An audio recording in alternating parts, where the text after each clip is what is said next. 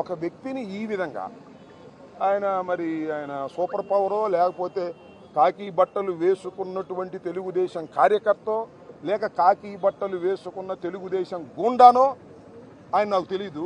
ఆ సిఐ గారు ఆయన పేరేదో భాస్కర్, పొన్నూరు భాస్కర్ అంట. This is the second time కొట్టడం అనేది. ప్రైవేట్ కేసు 4 ఉన్నాయండి అతని మీద, అది వేరే అంశం. ఇది సెకండ్ టైం కృష్ణవేణి మీద ఆ విధంగా చట్ట వ్యతిరేకంగా ప్రవర్తించాడు. ఇవాళ ఉప్పుతోళ్ల హరికృష్ణ అనేటువంటి ఒక లారీ డ్రైవర్ మా పార్టీకి చెందినటువంటి వ్యక్తి అయినంత మాత్రాన తీసుకెళ్లి కొట్టడం ఏంటి నాకు అర్థం కాలేదు. కొట్టారో అని ఇప్పుడు అక్కడ గొడవ చేస్తున్నారుగా. ఎవరు మన డిప్యూటీ స్పీకర్ గారు కొట్టారని ఒక ఐపీఎస్ ఆఫీసర్ని సస్పెండ్ చేశారు, జైల్లో పెట్టారు. మరి ఉప్పుతోళ్ల హరికృష్ణను కొట్టినందుకు ఏం చేయాలా? వాళ్ళనే జైల్లో పెడితే నిన్నేం చేయాలా అని అడుగుతా ఉన్నా. ఆయన పేరేంటి?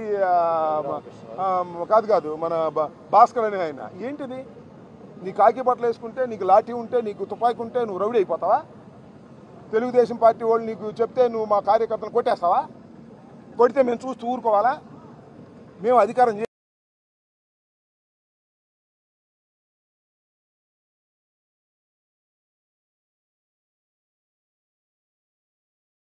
దీనికి సరైన సమాధానం చెప్పవా?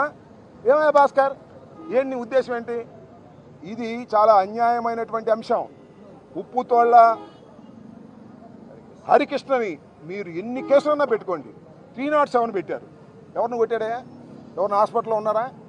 ఎవరు లేదు. ఒక కంప్లైంట్ ఇచ్చారు, కేసు పెట్టి పారేశారు. ఇంకా నయ్యం 302 పెట్టేవాళ్ళు. డెడ్ బాడీ దొరకాగాడు భాస్కర్. ఎక్కడ డెడ్ బాడీ దొరికితే రోడ్డు పక్కన మన ఉప్పుతోళ్ల హరికృష్ణ చంపేశాడని పెట్టేసేవాడు ముందు. తర్వాత ఏమవుతాయింది? అందువల్ల ఏంటిది 307 వేయటం అంటే ఏంటి? అవతల దేర్ ఇస్ నో ఇంజురీ. అవతల వాడు హాస్పిటల్లో లేడు, మావాడు మాత్రం హాస్పిటల్లో ఉన్నాడు. నువ్వు కొట్టిన దెబ్బలకి నీ మీద 307 పెడతాం, గుర్తుపెట్టుకో. We are filing a private complaint against the police that 307 నువ్వు ఉప్పుతోళ్ల హరికృష్ణని పట్టుకెళ్ళి చంపడానికి ప్రయత్నం చేశావు అనేది వాస్తవాన్ని కూడా మనం చేస్తున్నాం. మీకు అధికారం ఉంటే, మీకు పోస్టింగ్లు ఇచ్చేవాళ్ళు చెబితే మీ ఇష్టం వచ్చినట్టు చేస్తే మేము చూస్తూ ఊరుకోవాలా?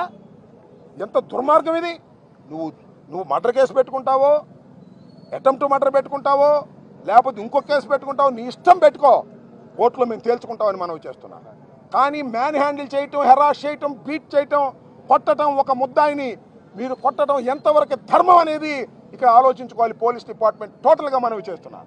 నిజంగా పోలీస్ డిపార్ట్మెంట్కి కాస్తైన మొరాలిటీ ఉంటే department has to take immediate action on Bhaskar. ఇమీడియట్గా అది సస్పెండ్ చేయండి. మ్యాజిస్ట్రేట్ గారు ముందు చెప్పాడు, అది మెమో ఇచ్చారు మ్యాజిస్ట్రేట్ గారు 2 కేసుల్లోనూ. You take an action. Department action తీసుకోగలుగుతారా? తీసుకోరా? తీసుకోకపోతే ఎలా యాక్షన్ తీసుకోవాలో మాకు తెలుసు. చట్టపరమైనటువంటి యాక్షన్ తీసుకుంటాం. న్యాయస్థానాలు ఉన్నాయి, న్యాయస్థానాలకు వెళతాం. లీగల్గా పోరాడే శక్తి, యుక్తి, ధైర్యం వైఎస్ఆర్ కాంగ్రెస్ పార్టీకి ఉంది, జగన్మోహన్ రెడ్డి గారికి ఉంది. ఈ పిచ్చి కేసుల వల్ల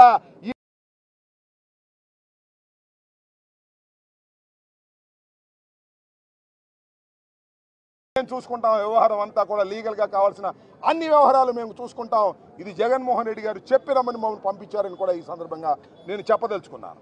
ఇంకా రెండో విషయం, చల్లా ప్రేమ్ కుమార్, ఈయన తేలుకొట్ల. ఇతను కూడా పారిపోయి హైదరాబాద్లో ఉంటున్నాడు. ఎందుకు వచ్చిన గొడవ? ఈ పోలీసులు లేపక మనం తట్టుకోలేము. ఆ తెలుగుదేశం వాళ్ళు చెబితే పోలీసు వాళ్ళు పట్టుకెళ్ళి మనం కొడుతున్నారని. ఇతను నేను ఉదయం 8:30 పట్టుకున్నారు. అక్కడ లిఫ్ట్ చేసి ఇక్కడ తీసుకొచ్చి కేసు పెట్టారు. ఏం కేసు తెలుసా? సారా అమ్ముతున్నాడంట. వాడు పారిపోయి అక్కడ దాక్కుంటే ఎక్కడ కేసు పెడతామని ఆయన యానిమేషన్ చేసుకుంటున్నాడు. ఆయనకి జీతం వస్తుంది, ఇంటర్మీడియట్ చదువుకున్నాడు. ఇక్కడ సారా అమ్ముతున్నాడు. మమ్మల్ని అమ్మనిచ్చారా సారా? మీరు మమ్మల్ని అమ్మనిస్తారా సారా? మీరే అమ్ముకుంటున్నారు. మీకే జాటలు అమ్ముకోవడానికి. తెలుగుదేశం కార్యకర్తలు అమ్ముకోవడానికే బెల్ట్ షాపులు చాలట్లేదు. ఆ బెల్ట్ షాపులకేమో లక్షల పాటలు పెట్టి మీరు అమ్ముకుంటుంటే మా వాడు అమ్ముకుంటానికి కేసు పెట్టారు. అంటే బెయిల్ రాకుండా ఉంటుంది కాబట్టి. ఎన్నో లీటర్లు పెట్టారు, 4 లీటర్లు పెడితే బెయిల్ రాదంట. 12 లీటర్లు అమ్ముతున్నారని పెట్టారు, కేసు లోపల పెట్టారు. ఏంది ఇది? నాకు అర్థం కాలే. ఏందయ్యా మీ కేసులకి ఏమైనా భయపడతావా మేము?